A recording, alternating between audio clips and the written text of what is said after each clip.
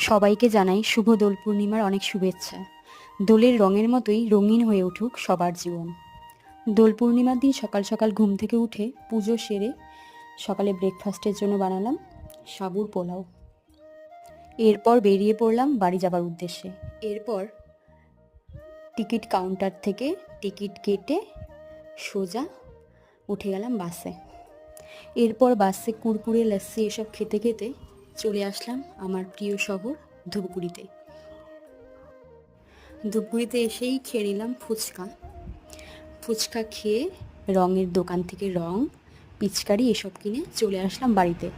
বাড়িতে আসার পর সব কিছু দিয়ে দিলাম বাচ্চাদের হাতে। এরপর অস্মিতার এদিকে পছন্দ হয়নি পিচকারি, তাই মুখ ভার করে বসে আছে। এরপর আমি মন্দিরের ঠাকুর প্রণাম করে নিলাম। বাগমামা আমাকে ভয় দেখাচ্ছে। এভাবেই দোলের দিনটা কাটালাম। দেখার জন্য ধন্যবাদ। সবাই ভালো থেকো।